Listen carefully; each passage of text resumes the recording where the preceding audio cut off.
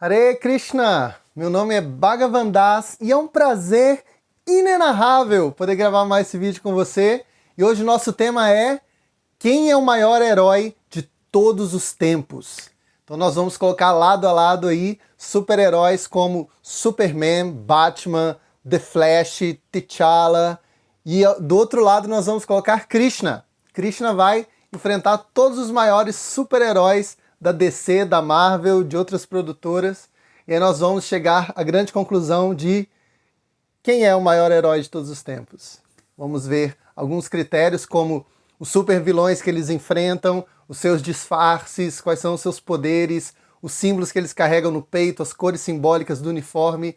A gente vai analisar cada uma dessas coisas e tentar achar o grande vencedor. Vamos lá. Então, uma característica aí comum dos super-heróis é que eles sempre têm um uniforme, sim, geralmente com cores bem gritantes, bem chamativas, né? Chama bastante a atenção de crianças ou num cartaz, assim. Você vê aqueles vários cartazes enfileirados no cinema. Talvez o dos super-heróis seja o que se destaque. São cores bem fascinantes. E cada herói vai ter aí na cor um símbolo em específico. O Batman, ele tem as vestes bem escuras, né? Porque ele está ligado com a noite, o jeito que ele perdeu os pais dele, e o lugar onde os morcegos ficam, a questão de lidar com o medo, né? As coisas que nós queremos reprimir. Então ele tem a cor negra.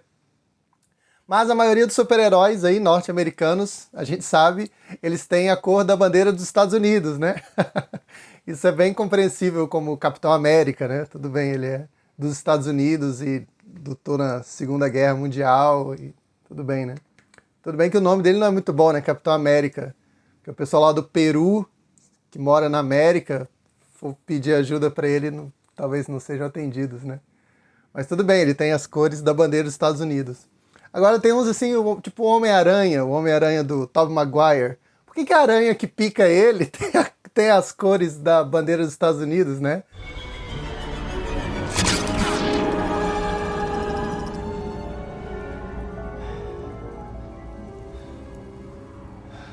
É uma aranha vermelha com azul, assim, especificamente da bandeira dos Estados Unidos. O Superman também. Então o símbolo aí que os heróis carregam, às vezes tem algo a ver unicamente com eles mesmos, né? Como a questão do Batman, a questão pessoal dele.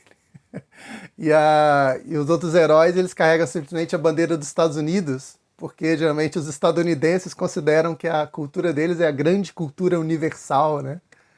E a religião proeminente deles, o cristianismo, assim, a religião que é a última bolacha do pacote, e eles sabem exatamente como todos os outros países do mundo devem se conduzir, né? Então o herói universal, ele tem a cor da bandeira dos Estados Unidos. Mas, então é isso. Não me fascina muito a leitura das cores deles. E Krishna? É lógico que assim, não levo muito a sério essa pesquisa, assim, ela é tendenciosa, eu sou um devoto de Krishna. Então a minha predileção é por Krishna, assim, antes de começar a comparar os heróis. Mas o que simbolizam as cores de Krishna, né? Então Krishna ele já tem a cor simbólica que é ele mesmo. E todo mundo pergunta, por que Krishna é azul? A cor de Krishna gera fascínio, uma cor radiante, uma cor forte, né? E as escrituras vão dizer que Krishna é azul porque Krishna é azul escuro, né? Ou negro ou cinza. A gente vai ver essas três retratações de cor para Krishna. E a cor de Krishna é chamada de Sarva-Varna, a junção de todas as cores. Então Krishna aí consegue invocar a figura de um herói universal, né? Igual aquelas argolas que tem nas Olimpíadas. São 5 cores, né? A ideia era que houvesse 5 cores para que houvesse cores das bandeiras de todos os países do mundo. Então se você pegar todas as bandeiras dos países do mundo... Embolado aqui, né? Se você pegar todas as... Vamos devagar. Se você pegar todas as bandeiras do mundo e analisar as cores que elas têm, no mínimo elas vão ter uma das cores das 5 argolas das Olimpíadas. Então, as cores das Olimpíadas tentaram invocar uma coisa universal que representasse todo mundo, diferente do uniforme dos heróis que tem as cores da bandeira dos Estados Unidos, né? Então Krishna ele tá mais para as argolas das Olimpíadas. Ele tem todas as cores condensadas nele. Se você pegar as 3 cores primárias, o amarelo, o azul, o vermelho, e misturar, isso vai dar a cor de Krishna. Por isso que Krishna ou é cinza, porque às vezes juntar essas cores dá cinza, ou Krishna é retratado como negro, juntar essas cores também dá negro, e às vezes Krishna é retratado como azul escuro, às vezes misturar essas 3 cores também dá azul escuro, dependendo do material, né? Se é tinta dá uma cor, se é massinha dá outra cor, se é no computador você joga as 3 cores básicas, como RGB, vai dar preto, né? Então Krishna, ele é considerado a origem de tudo. Ele fala isso na Bhagavad Gita, né? Aham sarvasya prabhavo, tudo emana de mim. Então, como Krishna, ele é a origem de tudo, ele tem que ter a paleta de cores inteira dentro dele. E a partir disso, ele pode representar todas as pessoas. E não só pessoas, tudo que existe, né? Porque às vezes, como Krishna tem essa paleta de cores nele, às vezes ele se manifesta como um animal, às vezes se manifesta como um peixe, como um javali, às vezes ele se manifesta como mulher, como Rinimurti, às vezes ele se manifesta como um homem, às vezes ele se manifesta como plantas, porque tudo emana dele, né? Então, sem aí predileção por Krishna, mas uma análise critério e científico, com duplo teste cego, com grupo de controle e tudo mais, jurados. No primeiro quesito aí, cores simbólicas, chegamos à conclusão de que Krishna tem as melhores cores simbólicas já na sua pele, fora o seu uniforme, né? Porque o herói que presta tem que ter uniforme. Krishna usa vestes amarelas. E o amarelo é descrito que representa Vishuddha Sattva, que significa a bondade pura. As cores azul ou negro costumam representar a inércia e ignorância. Vermelho costuma representar, dentro da cultura de Krishna, paixão, excesso de desejos, desejos egoístas. E a bondade, normalmente, é representada pelo amarelo, o senso de sacrifício, de buscar o bem, autocontrole, domínio. E como Krishna usa uma veste que é de amarelo puro, um amarelo radiante, ela é chamada de a bondade pura. Então Krishna veste trajes que simbolizam a virtude máxima, o máximo de caráter que se pode ser desenvolvido está ali na cor do uniforme de Krishna. Então aí na nossa competição, Krishna versus todos os heróis, Krishna já larga na frente com 1 ponto de vitória com suas cores. Outra característica do herói, ainda falando de sua aparência, é o símbolo que ele carrega sobre o peito. O peito é um lugar onde se diz muito sobre nós, né? O lugar das nossas emoções. A pessoa deprimida geralmente já diz que ela sente um vazio no peito, ou ela se curva, assim, comprime o peito para dentro, ela diz que sente uma pressão no peito, esse tipo de coisa, né? Quando a pessoa está triste, pelo menos em filme, em países mais quentes, né? No Brasil a gente não toma muito bebida quente, mas quando a pessoa está triste, geralmente a pessoa vai consolá-la, leva uma bebida quente para ela, né? Leva um chá, um chocolate quente, aí fala assim, toma isso, vai te ajudar, vai esquentar o seu peito, né? A gente fala assim, quando a gente tem uma sensação boa, assim, nossa, a gente fica até com o peito quentinho, assim, tem esse tipo de expressão, né? Então o peito, muitas vezes, é algo que diz respeito às emoções do herói, não ao seu intelecto, ao seu ego, mas assim, algo que mexe com as suas emoções. Isso vai ser bem explorado naqueles que criaram os super-heróis. Por exemplo, no Superman, é bem engraçado falar isso, mas tem um filme que ele diz que o S que ele tem no peito não é um S. Ele diz que aquele S no planeta dele significa esperança. Isso virou piada, assim, porque obviamente é um S, né? O nome dele é Superman. Tem um S no peito. Aí ele fala que não é um S. Pô, tá de brincadeira, né? O que esse S significa? Não é um S. No meu mundo significa esperança. Bom, aqui é um S. Mas ele disse que não, então a gente leva a sério, né? Vamos dar uma colher de chá pra ele. Ele falou que aquele S no seu planeta significa esperança. E tem tudo a ver com o personagem, né? O Superman é um símbolo de esperança, ele acredita na humanidade. Ele foi adotado pela humanidade, né? Então, ele já a primeira experiência dele é boa. O pai e a mãe que o adotam deram para ele um amor assim satisfatório, né? E um amor não genético, né? Um filho adotivo, mas foi amado como um filho, como se fosse um filho desejado assim da gravidez e tudo isso. Então ele tem esperança na humanidade. Ele simboliza a esperança em vários níveis, né? A esperança da humanidade muitas vezes envolve um Messias, né? Alguém que vai vir de fora. E o super-homem ele vem de outro planeta, né? No Brasil, a nossa esperança muitas vezes é em Jesus, né? E Jesus vem de outro mundo, né? Ele é filho do Espírito Santo. Ele é filho do o pai, né, engravida a Maria e um anjo avisa, assim, a grande esperança do brasileiro está em alguém que veio de outro mundo. Tanto na você se converter e se melhorar, como a segunda vinda de Jesus, né? E na Bhagavad Gita também, Krishna diz que sempre que o mundo está mal, ele diz, nesse momento, eu venho como avatar, eu mesmo entro no mundo e conserto as coisas. Então há essa ideia de esperança de algo transcendente, de alguém que vem de outro mundo, seja na forma de um mantra, seja na forma de um avatar, seja na forma do Filho de Deus, é algo comum, né, aos seres humanos. Então o símbolo no peito do Superman tem tudo a ver com ele, esperança, né? Já o Batman, ele carrega o morcego, que é o grande medo dele. Ele também tenta parar os bandidos na cidade através do medo. Ele percebe que ele não pode estar em todo lugar para punir todos os bandidos, mas ele acredita que se os bandidos sempre tiverem medo de que ele vai aparecer, eles podem ficar paralisados pelo medo. Por isso ele projeta assim o morcego, né, com seu bate-sinal assim pela cidade, assim, eu estou aqui, eu estou vigiando a cidade. Eu posso não estar em todo lugar, mas tenham medo, porque eu posso estar escondido aí num canto escuro. I am the Knight. I am Batman. Então é um símbolo assim ligado às emoções dele, né? A esperança dele de controlar uma cidade incontrolável, a lidar com o próprio trauma dele, os medos, as lembranças do pior incidente da vida dele, a morte dos pais, tudo isso. Então o símbolo no peito tem essa carga. Os X-Men, por exemplo, levam o X no peito, né? Lembra agora que tem várias versões do X-Men que o símbolo vai no cinto, né? Mas tem muitas versões que vai no peito também.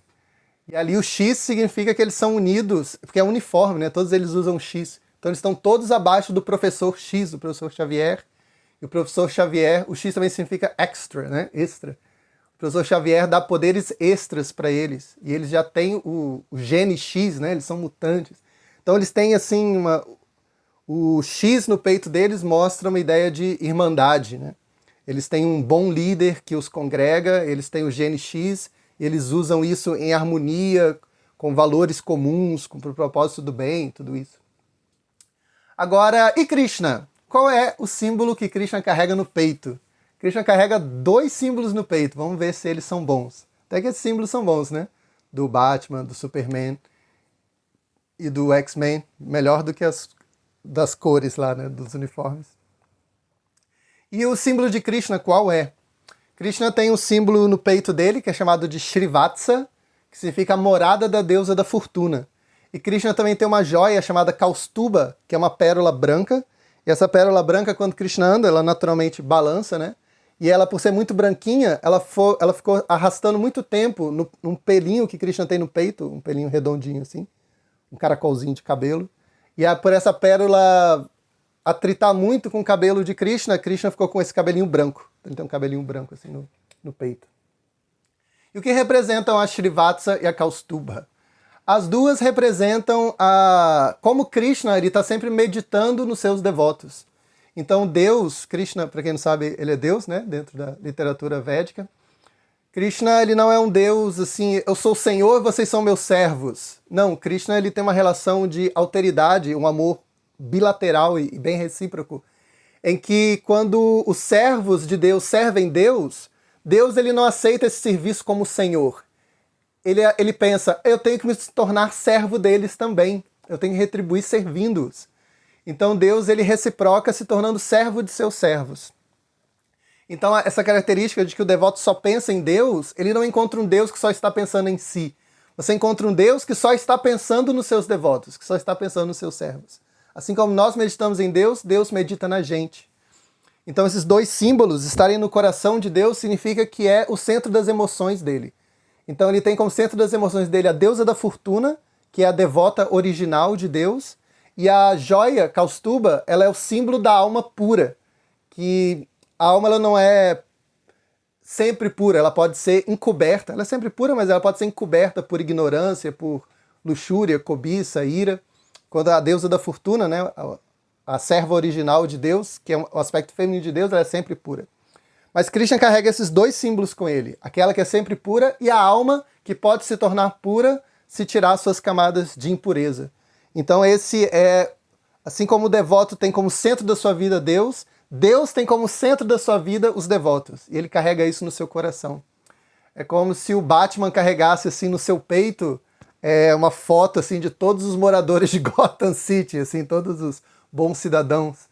Ou como se o Superman carregasse no seu peito assim a Lois Lane, a sua mãe adotiva e toda a humanidade, assim, quem ele ama, quem ele quer proteger, né?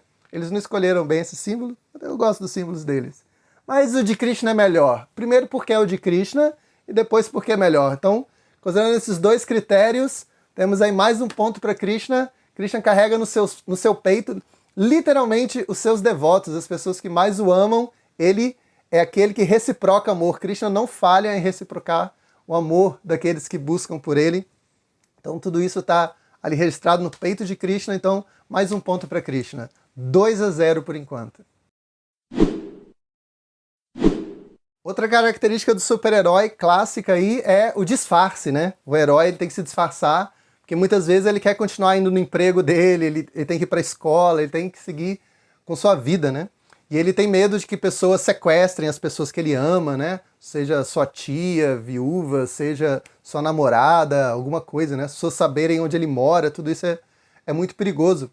Então o herói muitas vezes tem uma identidade secreta. Algumas são muito boas, né? Tipo do Homem-Aranha, né? Ele cobre o rosto dele inteiro. Alguns já começa a aparecer a boca ali, a gente já começa a ficar meio cético, né? Será que ninguém reconhece a boca dessa pessoa, né? O Batman, né? Ele fica com a boca para fora. Tem outros heróis que ficam só com a boca para fora. O Demolidor, né? O Demolidor fica só com a boca para fora. Alguns se cobrem bem, como Deadpool, já mencionado Homem-Aranha. E aí tem uns aí que já é piada, né? Tipo o Superman. O disfarce do Superman é que ele tira o óculos, né? Quando ele tá com óculos, ninguém o reconhece, assim, então não faz piada disso. Tem o He-Man também, né? O He-Man, assim, ele não muda nada quando ele vira o He-Man, mas as pessoas não reconhecem. Tem essas piadinhas aí. Agora, Krishna, o disfarce dele é incrível, porque o disfarce de Krishna não tem nada a ver com a aparência dele. Ele não muda de aparência, menos ainda do que o Clark Kent. O disfarce de Krishna, ele passa por um superpoder que ele tem. Ele tem 2 tipos de poderes para se disfarçar para as pessoas. Ele tem um poder chamado Mahamaya e um poder chamado Yogamaya. Com esses 2 poderes, Krishna esconde sua identidade como Deus. Ele permanece Deus, mas quando ele invoca esses poderes, quem o contempla não pode perceber que ele é Deus. Com esse poder Mahamaya, ele faz com que as pessoas não percebam que ele é Deus, e essas pessoas achem, assim, num nível bem sutil psicológico, eu mesmo sou Deus. O mundo existe para me seguir. Eu vou dizer no Twitter como a política deve ser para o mundo funcionar. As pessoas têm que entender que eu sei fazer o mundo funcionar. Se os políticos aplicarem tudo que eu falei no Twitter, a economia vai funcionar assim, super bem, paz mundial. Então as pessoas todas estão achando que são Deus, né, no Twitter. As pessoas acham que as pessoas devem se comportar para agradá-la, tudo deve funcionar de acordo com o seu prazer. Todo mundo é bem egóico, né? Todo mundo, assim, no nível bem sutil, quer ser Deus. Então essa Mahamaya não permite que as pessoas percebam que Krishna é Deus, porque elas vão muito intensamente tentar ser Deus elas mesmas. Então quando elas olham para Krishna, elas pensam, Krishna é um homem comum, ou Krishna é um mito, ou Krishna é alguma divindade poderosa, talvez uma espécie de anjo ou de semideus, mas não Deus. Deus sou eu. Mahamaya, então, é um dos poderes que Krishna tem para manter sua identidade secreta de Deus. As pessoas não sabem que ele é Deus, imaginam que ele é outra coisa inferior. E elas mesmas tentam ser Deus. E Krishna tem um outro disfarce, que também não é de mudança de aparência, mas ele simplesmente lança esse poder chamado Yogamaya. Yogamaya faz as pessoas não saberem que Krishna é Deus, mas não para tentarem ser Deus no lugar dele, mas para poderem ter uma relação de intimidade com ele. Por não saberem que ele é Deus, as pessoas podem achar, Krishna é o menino mais bonito, eu quero namorar com ele. Ou Krishna precisa da minha proteção, eu quero cuidar dele maternalmente. Ou Krishna é o melhor amigo, eu quero ser amigo dele. Então Krishna encobre sua identidade de Deus para permitir intimidade com ele. Esse é o significado da palavra Yogamaya. Yoga significa união ou proximidade e Maya significa ilusão. Então é uma ilusão, porque Krishna é Deus. Então você está iludido em achar que não é. Mas essa ilusão não produz distanciamento, ela produz yoga. Você vai conseguir se aproximar de Krishna por achar que ele é só o melhor dos heróis, porque ele é o melhor amigo, porque ele é o melhor filho, porque ele é o melhor namorado. E quem consegue descobrir que Krishna é Deus, né? só quem está fora das histórias, só quem não está nem em Mahamaya nem em Yogamaya, mas é um filósofo, é um teólogo, assim, investigando as escrituras, grandes sábios, inclusive contemporâneos de Krishna, como Vyasadeva, Narada Muni, Sandipani Muni. Essas personalidades são grandes sábios e identificam que Krishna é Deus. Mas a maioria das pessoas vão cair em um dos dois disfarces de Krishna, se for a vontade de Krishna. Mas o disfarce de Krishna ele já ganhou de todos, né? Melhor do que a máscara do Homem-Aranha, aquele ferro que sobe e sai da cara do Homem de Ferro, Deadpool cobre a cara inteira, que se aparecer a boca vão descobrir que é ele, que tem uma boca bem estranha e peculiar, fala demais. Então o disfarce de Krishna é demais, não muda em nada a aparência, mas ele tem esses dois poderes aí que conseguem manter sua identidade de Deus escondida de todos. Então, ponto para Krishna, ponto para Krishna. E é claro, todo super-herói aí famoso, ele tem a sua donzela, né? A sua amada, a mocinha do filme. O Superman tem a Lois Lane, né? O Homem-Aranha tem a Mary Jane, que é bem famosa. Inclusive, o Homem-Aranha foi a última série de filmes que eu assisti de super-heróis, tá mais fresco na minha cabeça. Então, analisando aí a donzela do Homem-Aranha, eu achei bem ruim, coitado. Difícil a vida dele. É característica do Homem-Aranha, né? A vida dele ser difícil. Então, nos filmes aí do MCU, né? Do cinema da Marvel, que os filmes são todos integrados, você tem primeiro o Homem-Aranha do Tobey Maguire, e ela trai ele, né? Simplesmente a donzela do filme trai o protagonista. É muita sacanagem, né? Porque ele é um Homem-Aranha, ele não é o Homem-Boi, né? Pra ficar botando chifre nele. Ela tem outro cara. Aí depois você tem aí a segunda Mary Jane, com Andrew Garfield, né? E ela morre.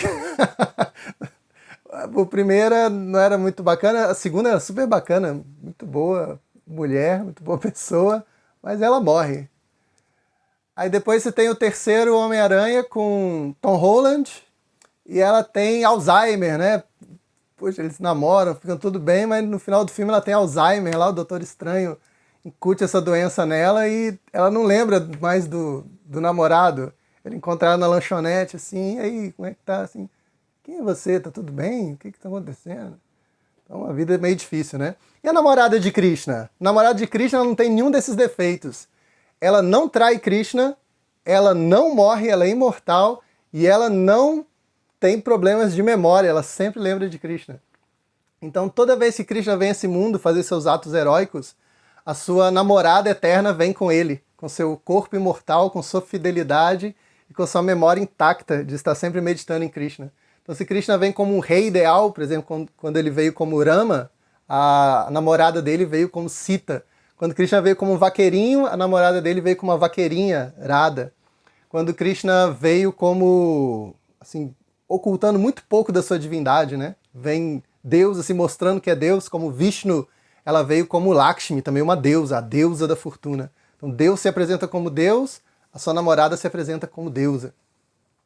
Então aí, de longe, melhor namorada, uma namorada que não morre, que não trai, que não esquece, é a namorada de Krishna.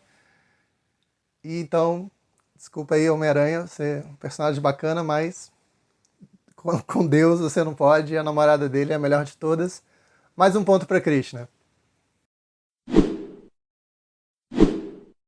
O Batman enfiado na Batcaverna não serve para nada, né? Se os Vingadores ficarem enfiados só naquele prédio lá, com patrocínio do Tony Stark e não sei mais quem, servem para nada, né? O herói ele tem que ir pro local da ação, ele tem que encontrar a vítima.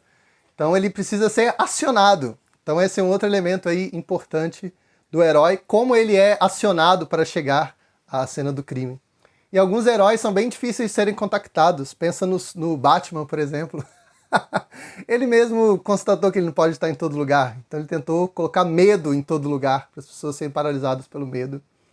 E para ele ser acionado, ele é chamado pelo bate-sinal, né? Que é aquela luz que é projetada no céu ou projetada em algum prédio. Agora pensa comigo. Assim, momento de reflexão. E se acabar a luz? E se acabar a luz? É um clássico ladrões chegarem para roubar um lugar, a primeira coisa que eles fazem é cortar a eletricidade para desligar as câmeras e tudo isso. Aí você tá ali sendo assaltado, você é o prefeito de Gotham City, aí desligaram a luz da prefeitura, aí como é que você vai acionar ali a luz? E se for de dia? E se o Batman estiver dormindo? Porque nada em Gotham acontece de dia, né? Toda cena é de noite, geralmente. Mas e se tiver algum assalto a banco de dia? Você já parou para pensar em tudo isso? Isso é uma coisa séria. Pensa no Nick Fury, coitado. Ele é o agente lá da SHIELD, então ele tem que convocar o Homem-Aranha, tem que convocar o Capitão América, tem que entrar em contato com eles. E às vezes o telefone do herói que ele tem que acionar está simplesmente desligado. Fugindo das minhas ligações. Imagina, Nick Fury, ele tá abaixo só do presidente dos Estados Unidos, e aí ele quer acionar ali o herói tá fora do Wi-Fi, o celular fora de área, o herói foi sair com a namorada, ela pediu para ele desligar o celular, a Nick Fury fica ali, né, no vácuo. Difícil, complicado, né? E Krishna? Como Krishna é invocado? Krishna pode ser invocado de dois jeitos. Krishna pode ser invocado falando o nome dele, e Krishna não é diferente do nome dele, então assim que você fala o nome dele, ele já está presente. E Krishna pode ser invocado só pela lembrança, só pelo pensamento.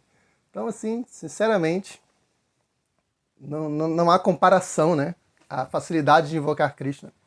Por exemplo, Draupadi era uma moça que estava em perigo, tinha um homem tentando arrancar a roupa dela. E aí o que ela fez? Ela tentou segurar a roupa por um tempo, quando ela viu que ela não conseguia, ela chamou por Krishna. O que ela fez? Ligou na tomada um sinal assim com OM e projetou no céu? Não. Ela levantou os braços e falou, Govinda, Krishna, me ajude. E aí o homem puxou a roupa dela, em vez dela ficar nua, a roupa dela ia esticando, ia ficando infinita, assim. Ia ficando um monte de tecido no chão. O homem ficou assustado e largou ela. E tem devotos que não podem nem gritar o nome de Krishna, né? Como Prahlada. Prahlada era uma vítima de violência do pai dele. E o pai dele enterrou ele embaixo da neve para ele morrer sufocado. Então ele não podia nem verbalizar, ele estava completamente sufocado. Mas ele invocou Deus só na lembrança. E aí Deus aqueceu toda a neve derreteu e ele saiu. Pô, ponto para Krishna, né? O cara é invocado só por recitar o seu nome ou só pelo pensamento. Não precisa de eletricidade, não precisa de telefone. Sinceramente, chega instantaneamente. Ele consegue estar em vários lugares ao mesmo tempo, atender várias ocorrências ao mesmo tempo. Sozinho. Sinceramente. Obrigado, Krishna, super-herói supremo. Estamos chegando nessa conclusão aí, caminhando para o fim do vídeo. Mais um ponto para Krishna. Por último, mas não menos importante, todo super-herói que se preze e que não se preze também, todo super-herói, absolutamente todo super-herói precisa ter o quê? Um super-vilão. Se não tiver um super-vilão, o super-herói ele não nasce, nós não podemos ver o seu poder, nós não podemos ver a sua virtude ali em comparação. Então nós temos alguns grandes super-vilões aí na história dos super-heróis ficcionais. Algumas vezes eles são tão bem construídos que eles se tornam, que eles conseguem assim arrebanhar tantos fãs quanto o herói, né? Alguns vilões como o Darth Vader e o Coringa são assim vilões tão queridos quanto os heróis. Então, não sei se isso é problemático, mas essa é a verdade, né? Eles são tão populares quanto os heróis. Inclusive ganham filmes solos, as pessoas usam camisas, se fantasiam deles. Isso acontece muito. Então, geralmente, os vilões eles representam aquele lado que nós, seres humanos, não queremos ver em nós, né? Por isso eles geram algum fascínio. Eles muitas vezes são risonhos, né? Eles estão bem com a sua maldade, né? Tipo a Arlequina, ela está sempre rindo, o Coringa, ele está rindo. Eles estão em paz com seus defeitos, que são os defeitos que nós, geralmente, nos incomodamos. Então, ver alguém que está em paz, tendo esses defeitos, muitas vezes invoca a gente, assim, um relaxamento disso. Ou então, quando a gente os vê derrotados, quando a gente não cai nessa cilada de ficar risonhos com os nossos defeitos, quando nós os vemos derrotados, nós entendemos as consequências más daquilo que eles acham que é divertido ou que é algo com o qual se possa conviver, isso gera um estado assim de êxtase na gente, né? Na falta da palavra melhor. Vou achar a palavra melhor, que é um arrebatamento. Também não é arrebatamento. Catarse. Gera uma catarse na gente, né? Ver o o vilão sendo derrotado, né? Então o mal era mal mesmo, pareceu bom por um momento, mas eu vi os efeitos, eu vi a tragédia e no final ele foi derrotado. Que bom, na verdade, eu tenho que derrotar isso em mim. Então você tem, por exemplo, Lex Luthor. Ele geralmente é entendido como a representação do ego humano, né? Porque ele faz projetos de caridade, ele é um cientista, ele é muito inteligente, ele organiza bem a cidade, ele faz tudo isso, mas ele quer ser reconhecido por isso, né? Ele não aceita a ideia de que existe alguém superior para ele. Tem uma cena muito marcante no Superman, que o Superman, ele voa, né? Então ele está acima do Lex Luthor, assim, e ele fala com ele, eu vou estar por aí. Se você quiser me ver, basta você olhar para cima. Então, assim, pro ego, né? Algo muito difícil, né? Tem alguém superior a mim, se eu quiser vê-lo, eu tenho que olhar para cima. Aí o Superman sai, né? E ele cultiva essa inveja do Superman. E o Superman, ele também quer cuidar da cidade, ele também tem sabedoria, mas ele não tem ego, né? Ele faz isso disfarçado, ele não demanda o prestígio que o Lex Luthor tem. E aí você vai ter outros vilões que são movidos por vingança, como Killmonger. Ele quer matar o T'Challa, porque o T'Challa matou o pai dele, e porque o T'Challa fechou muito a África ali, né? Fechou muito Wakanda pro resto do mundo. Ele considera o T'Challa egoísta, né? O T'Challa fez mal para ele no passado, então ele quer vingança. Isso é um roteiro clássico de vilão, né? Vingar-se. Você tem o vilão que ele quer o caos pelo caos, tipo o Coringa. Ele é simplesmente violento. Ele fala que ele é como o cachorro que corre atrás de um carro e quando o carro para, ele fica sem propósito, né? Eu já fiz isso. Então, andando de bicicleta, um cachorro veio atrás, eu falei, vou parar, ver o que ele faz. Aí quando eu parei, o cachorro deitou, assim. Apático, assim, meio triste, assim. Ele não queria me perseguir para me alcançar, ele queria me perseguir para me perseguir, né? Então o Coringa disse que ele é assim, ele quer o caos pelo caos. Mas se ele conseguir o caos completo, ele vai ficar meio sem propósito, porque ele quer o caos. Então tem vários tipos de vilões, assim, com narcisismo, violência, vingança, descontrole, né? Todo esse tipo de coisa. Ou tem também os vilões que só estão buscando o seu próprio bem e por acidente eles fazem mal ao mundo, né? Tipo o Abutre, ele quer roubar banco para dar coisas boas para a filha dele. Aí, para cuidar da filha dele, incidentalmente ele faz mal para o banco. Mas a motivação dele não é fazer mal para o banco, mas sim cuidar da filha dele. E os super vilões de Krishna vão ter todas essas qualidades. Então, como Krishna é o herói supremo, ele tem que ter um super vilão que personifique também todos os vilões. E Krishna tem, que é Kansa. Kansa, ele é o vilão que envia todos os outros vilões. Todos os outros vilões partem de Kansa. Ele é tipo o Nick Fury do mal, assim. Ele é o agente dos demônios, né, que vão atacar Krishna. Então Krishna vai ser atacado. Então Kansa vai mandar para matar Krishna, ele manda Putana, que representa o falso guru. Depois ele manda Trinavarta, que é o sentimento de eu sou muito puro. Depois ele vai enviar... vai enviando vários demônios, inclusive o Lex Luthor, né? Ele envia um demônio que representa o ego, que é Vyomasura, Keshi, que são demônios assim, que voam no céu, são muito altos, eles se consideram muito grandiosos. Você vai ter o Coringa também, que é Aghasura. Aghasura, ele... Agha significa violência, então ele é o demônio da violência gratuita. Você tem também o Abutre, atacando Krishna, né? Que é Kaliya. Kaliya, ela não está buscando o mal de ninguém, ela só está buscando o seu próprio bem e por acidente ela faz mal aos outros. Então Kaliya era uma serpente venenosa e ela envenena o rio onde Krishna nadava com seus amigos porque ela estava fugindo de uma águia que queria comê-la. E aí por acidente ela envenena aquele rio quando ela está em fuga daquela águia e se refugia naquele rio. Então se você pegar assim, os vilões da DC, da Marvel, de vários lugares, você vai ver que eles representam vários tipos de defeitos e vários traços de personalidades impróprios para convívio, digamos assim. E quando você vê os demônios que Krishna mata, você vai encontrar todos esses traços em todos eles também. Agora, Krishna, sendo o herói supremo, ele mata todos esses demônios um por dia. Um por dia, maluco! Krishna mata um super vilão por dia, sempre na hora do seu almoço. Isso é descrito nas escrituras. Cara, é um por dia. Assim, super vilões, do tipo Thanos, assim, Krishna dá 11 horas ali, ele começa a preparar o almoço, aí chega o Thanos e Krishna mata ele, assim. Um super vilão que quer dominar o mundo inteiro, matar metade da população.